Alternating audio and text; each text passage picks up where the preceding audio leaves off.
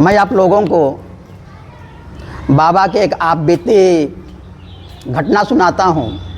जब बाबा एक अशरीरी के साथ रात के 2 बजे ट्रेन में मिले और उनसे बहुत सारा बातें किए बाबा। तो उस समय 1937 या 1938 का साल था बाबा बोलते हैं। और बाबा बोलते हैं कि मेरा उम्र उस समय 17 या 18 साल का था और अंग्रेज़ों का शासन उस समय चल रहा था। तो बाबा को हावड़ा से पटना आना था ट्रेन से रात्रि के समय। बाबा रात्रि के समय इसलिए आना चाह रहे थे क्योंकि समय की बचत हो जाएगी, रात्रि में सफ़र करने से समय की बचत होती है, इसलिए बाबा रात्रि में आ रहे थे।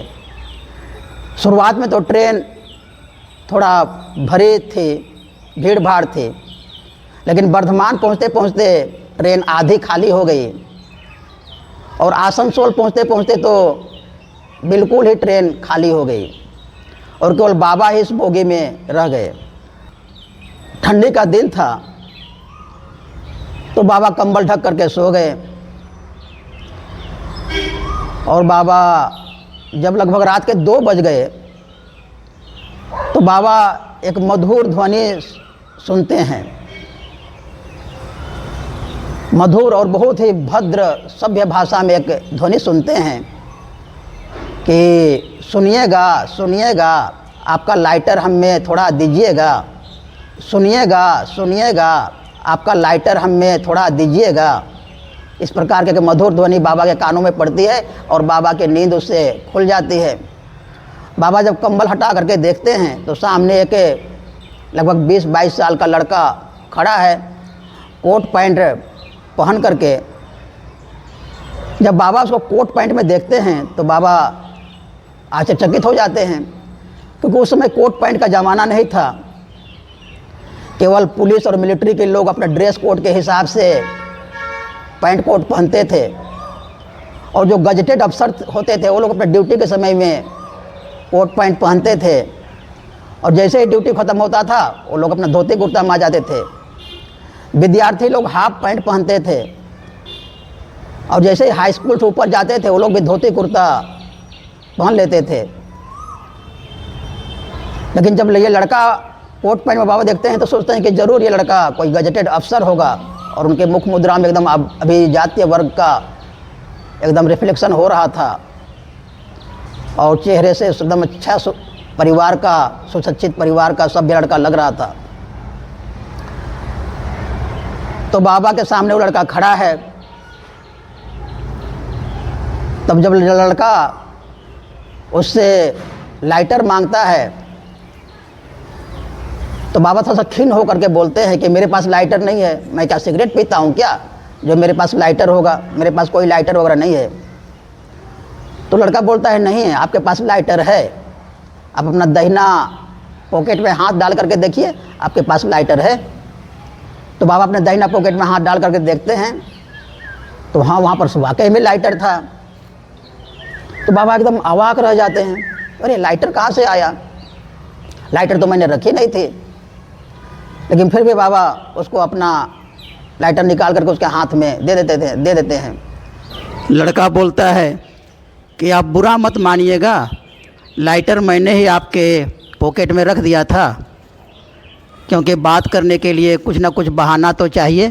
लेकिन बाबा सोचते हैं कि अरे मैं तो दाहिना करवट लेकर के सोया हुआ था और ये पॉकेट बिल्कुल हमसे दबा हुआ था, तो लाइटर इसने कैसे घुसाया। ये सब बाबा सोच ही रहे थे। तो इस प्रकार बाबा सोच रहे हैं। फिर बाबा ने उनको बगल में बैठने के लिए कहा, अपना चादर बाबा फैला दिए थोड़ा और वहाँ पर उसको बैठने के लिए कहा। लेकिन लड़का बाबा के सामने बैठे नहीं, ट्रेन तो पूरा खाली थी, बोगी पूरा खाली थे। तो लड़का बगल वाली सीट में ही अपना एक रेशमी रुमाल बिछा करके बैठ गया और लड़का बोलने लगा कि आप संध्या के समय ट्रेन पकड़ने के चक्कर में बढ़िया से कुछ खा नहीं पाए खाना, इसलिए मैंने खाना लेकर के आपके लिए आया था, लेकिन ट्रेन इतना भीड़ भाड़ थी कि मैं आपको खिला नहीं सका, क्योंकि भीड़ भाड़ में तो आपके पास मैं आ नहीं सकता था, इसलिए मैं आपको खिला नहीं सका। और इसका मुझे बहुत मलाल है, मुझे कैसा कैसा लग रहा है कि मैं आपको खाना नहीं खिला सका। और जब आसनसोल में ट्रेन खाली हो गई तो मैंने देखा कि आप कंबल ओढ़ करके सो रहे हैं और इतना निद्रा में आपको उठाना अच्छा नहीं समझा। जब आपकी नींद थोड़ा हल्की हो गई तो लाइटर मांगने के बहाने से ही आपको उठाना पड़ा, क्योंकि आपसे बहुत सारे बातें करनी है। आप बुरा तो नहीं मानिएगा ना कि मैंने आपको उठाया। तो बाबा कुछ बोले नहीं और बाबा सुनते रहे। फिर बाबा बोले कि फिर वो लड़का जब बैठ गया, फिर बाबा बोले कि तुम कहाँ रहते हो, क्या करते हो? तो लड़का बोला कि मैं ढाका शहर में रमना में कालीबाड़ी में रहता हूँ और कलकत्ता में नौकरी करता हूँ। इस प्रकार का उस लड़का बाबा को बोले।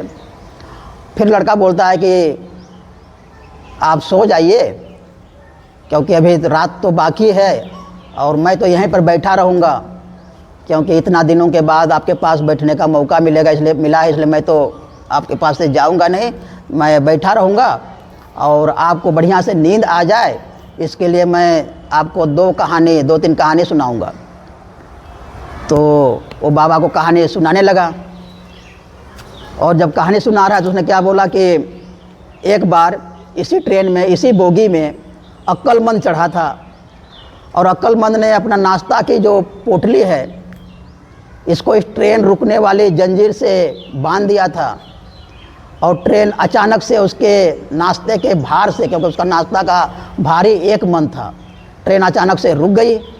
अब जब ट्रेन के रुक गई तो ट्रेन के जो अधिकारी लोग थे वो लोग खोजबीन करते करते इस बोगी में आ गए और अक्लमंद को पकड़ लिए और अक्लमंद को बोले कि तुमको दंड मिलेगा, इतना भारी चीज़ कोई इस जंजीर में लटकाता है क्या? तो अक्लमंद भी कहाँ चुप रहने वाला था, वो भी अकड़ करके बोला कि आपका ट्रेन यदि 1 मन, मेरा एक नाश्ता का एक मन नाश्ता सहन नहीं कर सकता है, लेकर के चल नहीं सकता है, तो मेरा 5 मन वज़न को कैसे लेकर के चलेगा? और यदि ऐसी बात हो तो मैं ही उतर जाता हूँ, मेरा 5 मन वज़न है, तब तो आपकी ट्रेन चलेगी ना। और ये कहकर अक्लमंद ही ट्रेन से उतर गया। तो ये अक्लमंद की कहानी बाबा को बताया उसने।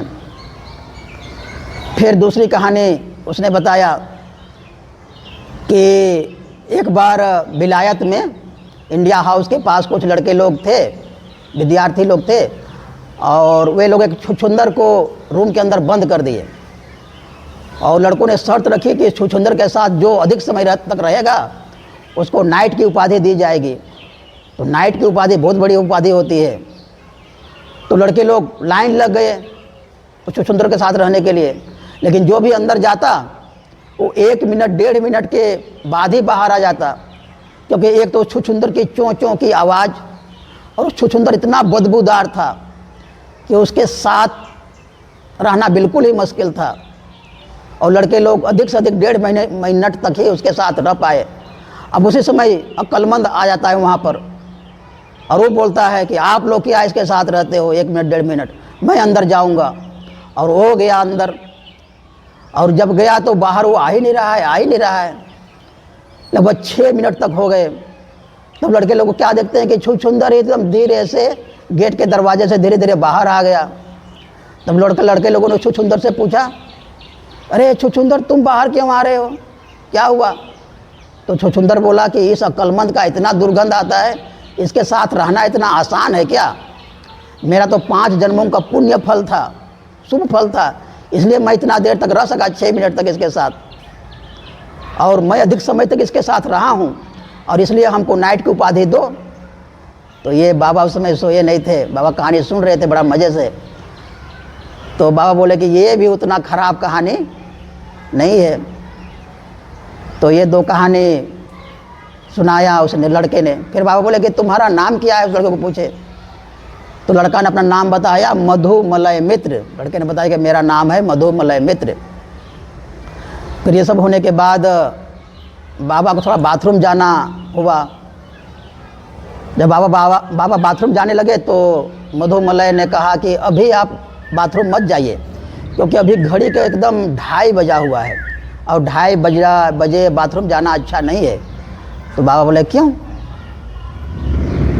मैं तो इस प्रकार का अंधविश्वास में नहीं मानता हूँ, और जब जरूरी होगा तभी हम बाथरूम जाएंगे। ये सुन करके बाबा, ये बोल करके बाबा बाथरूम चले गए। और जब बाबा जैसे ही बाथरूम अंदर जाते हैं और बाथरूम का दरवाज़ा अंदर से बंद करते हैं, तो बाबा का पैर कोई चीज़ से वहाँ पर लगता है। और बाबा जब वहाँ पर गौर से देखते हैं तो वहाँ पर देखते हैं कि अरे एक ताज़ी लाश वहाँ पर पड़ी हुई है, और वो लाश एकदम से पैंट कोट में वो लाश भी है, और उसके मुख मुद्रा जो है बिल्कुल ही मधुमलय जैसा है, और उसके हाथ में भी एक, दाहिना हाथ में एक लाइटर है। तो बाबा सोच में पड़ गए कि ये कहीं मधुमलय ही तो नहीं है, लेकिन जब मधुमलय है तो ये हमसे पहले बाथरूम में कैसे घुसा? तो बाबा इसी प्रकार का उधेड़ बुन में सोच रहे हैं, और बाबा उनके दाहिना हाथ से उस लाइटर को ले लेते हैं और जाकर के सोचते हैं कि इस लाइटर को बताऊंगा मधुमलय को, और बोलूँगा कि देखो तुम्हारा ये लाइटर उस मृत आदमी के पास कैसे पहुँचा, क्या यही वही लाइटर है जो मैंने तो आपको दिया था, तुमको दिया था। तो जब उस लाइटर लेकर के बाबा अपने सीट के पास जाते हैं तो वहाँ देखते हैं कि अरे ये तो मधुमलय भी वहाँ पर नहीं है। तो बाबा और उधेड़-बुन में पड़ जाते हैं। फिर बाबा जब बाथरूम जाते हैं तो देखते हैं कि वो लाश भी वहाँ पर नहीं है। बाबा बहुत देर तक सोचते हैं कि ये क्या, ये लाश भी नहीं, मधुमलय भी नहीं। फिर बाबा बाथरूम में ही कुछ देर तक रहते हैं और वहाँ पर उनको आभास होता है, अनुभव करते हैं कि खिड़की के, उस बाथरूम के खिड़की के फाँक से मधुर ठंडी हवा घुस रही है, ढुक रही है, और उस मधुर, उस ठंडी हवा के साथ में, उस सुहावनी हवा के साथ में मधुमलय का आवाज़ भी मिश्रित है। और मधुमलय उस हवा के से तालमेल बैठा करके बोल रहा है कि रात के 2:30 बजे हैं और इस 2:30 बजे हमको जाना ही पड़ता है, और जो भी यहाँ पर आता है उसको जाना पड़ता है, और जो भी जाता है उसको आना पड़ता है। इसलिए मैं जा रहा हूँ, और मेरा ये जो रुमाल और ये जो लाइटर है इसको आप रख लीजिएगा और अपने अजायब घर में इसको रखिएगा, वहाँ ये आपकी शोभा बढ़ाएगी। और उसने कहा कि मैंने आपके लिए कुछ, सुबह तो आपके साथ मैं नाश्ता नहीं कर पाऊँगा, और इसलिए मैंने कुछ पराठा आपके पास रख दिया है पैर के पास, और वो पराठा आप सुबह खा लीजिएगा। मैं तो, इतना लोगों का भीड़ रहेगी उस समय, लोग और आ जाएंगे ट्रेन पर सुबह में झाझा में, तो वहाँ पर मेरा आना संभव नहीं होगा, और इस नाश्ता को आप खा लीजिएगा। ऐसा बोल करके वो बंद हो गई वो हवा मिश्रित जो आवाज़ थी। और बाबा फिर आगे पटना चले जाते हैं, और पटना में अपना काम करने के बाद बाबा अपने घर पर आते हैं, और घर पर आने के बाद बाबा उस रुमाल को और उस लाइटर को अपने अजायब घर में, अपने म्यूजियम में रख देते हैं। और लगभग 1 सप्ताह के बाद बाबा फिर हावड़ा स्टेशन जाते हैं, और हावड़ा स्टेशन जाने के बाद बाबा खोजबीन करते हैं, तपास करते हैं उस ट्रेन के बारे में और उस बोगी के बारे में छानबीन करते हैं। तो एक रेलवे का जो अधिकारी है, रेलवे का एक कर्मचारी है, वो बोलता है कि इस बोगी को हम लोगों ने डिस्पोजल करने के लिए रेलवे कारखाना भेज दिया है। तो बाबा बोले क्यों? तो वो रेलवे कर्मचारी बोला कि इस बोगी में कुछ साल पहले एक हादसा हो गया था। एक 20-22 साल का लड़का अचानक से डेथ हो गया था बाथरूम में, टॉयलेट में, और तभी से इस बोगी में जो भी चढ़ता था उसको नाना प्रकार की आवाज़ आती थी और नाना प्रकार की अनुभूति होती थी, नाना प्रकार का गोलमाल चीज़ें होती थी, और उसकी जो कंप्लेन है, उसकी जो शिकायत हम लोग को बराबर मिलता था। और इसलिए हम लोगों ने सोचा कि इस बोगी को ही पूरा डिस्पोज कर दिया जाए और उसको दूसरे काम में लगाया जाए। इस प्रकार का उस रेलवे कर्मचारी ने कहा बाबा को। तो बाबा बोलते हैं कि ये जो मेरे साथ ये जो घटना घटी, मैं सपना अवस्था में था कि मैं सुषुप्त अवस्था में था कि जागृत अवस्था में था। और इसको दार्शनिक लोग कुछ भी सोचें, मनोवैज्ञानिक लोग कुछ भी बोलें, लेकिन उस दिन ये मधुमलय नाम का लड़का हमको मिला था उस ट्रेन में, और इस प्रकार की बातें हमसे हुई थी उस लड़के की। और उस व्यष्टि को, उस मधुमलय मित्र को आज भी मन से दूर नहीं कर सका, ऐसा बाबा बोलते हैं। इस आप बीती घटना में इस अशरीरी के साथ बाबा का जो मिलन हुआ, इसके बारे में बाबा बताएं। तो बाबा का अशरीरी लोगों के साथ भी मिलना होता था और उनसे भी बहुत सारी बातें होती थी, मधुर वार्तालाप होती थी, और बाबा उनका भी बहुत सारी समस्याओं का समाधान करते थे। बाबा उनको भी अशरीरी जो योनि है उनसे मुक्त करते थे। और इसलिए बाबा के पास जब भी मौका मिलता था, कुछ अशरीरी लोग उनसे मिलने के लिए बेचैन रहते थे। कुछ ल्यूमिनस बॉडी, कुछ देव योनि के लोग, कुछ प्रेत योनि के लोग उनसे मिलने के लिए, बाबा से मिलने के लिए बेचैन रहते थे। तो ये बाबा के एक आप बीती आप लोगों के सामने सुनाया। नमस्कार। बाबा नाम केवलम।